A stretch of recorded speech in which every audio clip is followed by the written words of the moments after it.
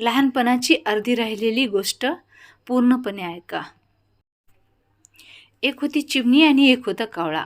चिमणीचं घर होतं मेणाचं, या उलट कावळ्याचं घर होतं शेणाचं. एक दिवस काय झालं, आकाशात मोठे मोठे काळे ढग आले, सुसाट्याचा वारा आला, टप टप टप पाऊस पडू लागला, झाडे भिजली, जमिनीवर धोधो पाणी वाहायला लागलं.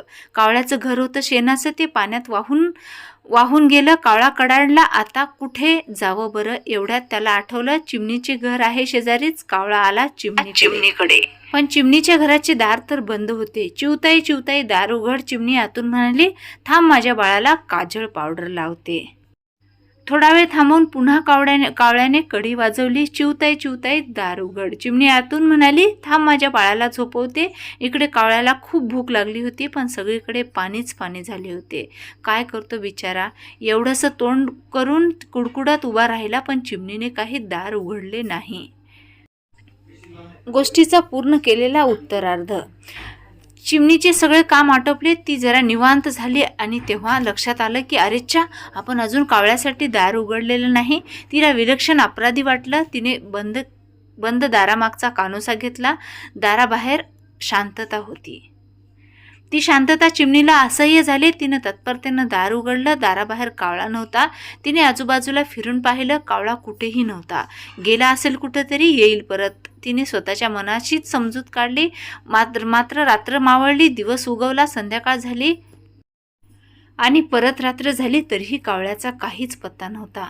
चिमणीनं मन आज कशातच लागेना. बाळाला न्हाऊ घालण्यातही नाही, बाळाला गंध पावडर करण्यातही नाही, कारण यवना तिला सवय झाली होती कावळ्याने बंद दारावर केलेल्या टकटकीची. तो आवाज असा काही कानात साठला होता की दिवसातून अनेक वेळा तिने दारावर टकटक झाली असं समजून दार उघडलं होतं आणि बाहेर कोणी नाही हे पाहून निराशेनं दार बंद केलं होतं. असे अनेक दिवस उघडले. चिमणीच्या मनातून काही कावळा जाईना. मग तिने कावळ्याचा शोध घ्यायचा असं ठरवून घरट्याबाहेर पाऊल टाकलं.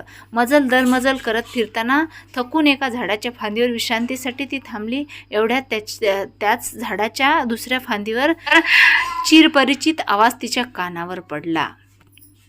तो कावळ्याचा आवाज होता.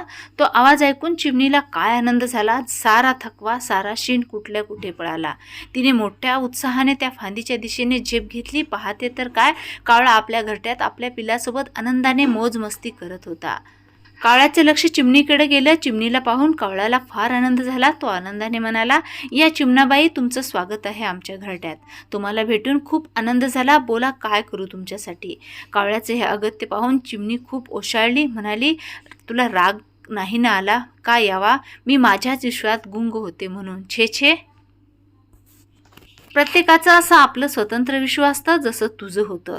तुला त्यात माझी गरज कधीच नव्हती, तर माझी गरज होती म्हणून मी तुझ्या दाराशी आलो.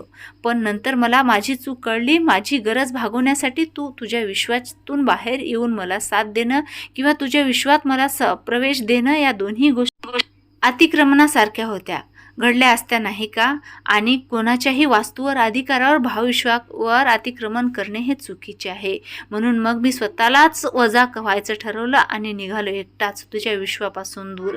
पण मला एकटे करून, अरे कावळे दादा, मला सवय झाली आता तुझी. चिमणाबाई, या जगात एकटे कोणीच नसतं. जेव्हा आपण एकटे आहोत असं वाटतं ना, तेव्हा तो एकांत आपला सोबती असतो, जो दाखवत असतो आपल्याला आपल्या आयुष्यातल्या पुढच्या प्रवासाची वाट. मलाही दाखवली त्याने, आणि बघ आज मी किती आनंदी आहे माझ्या घरट्यात, माझ्यावर जीवापाड प्रेम करणाऱ्या माझ्या माणसांमध्ये. चिमणी निशब्द होऊन तिथून निघाली.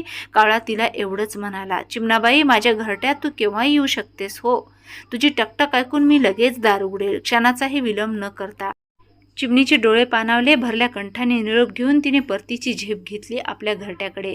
पण आज तिच्या पंखात पूर्वीसारखं बळ राहिलं नव्हतं. आपली सगळ्यांचीच अवस्था ना थोड्याफार प्रमाणात चिमणीबाईसारखीच झाली आहे.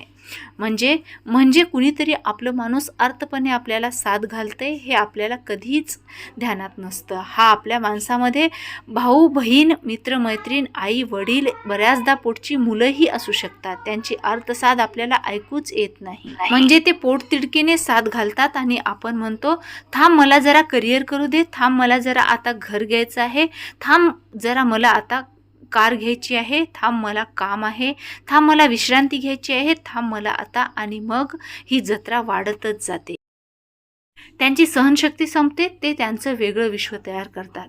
त्या विश्वात कुठेही आपल्याला स्थान नसतं, आपल्यात हे लक्षात नसतं, आणि जेव्हा ते येतं तेव्हा आपण फार एकटे झालेलो असतो. आणि असं होऊ नये असं वाटत असेल तर मला कुणाचीच गरज नाही, हा अहमपणा बाळगू नका.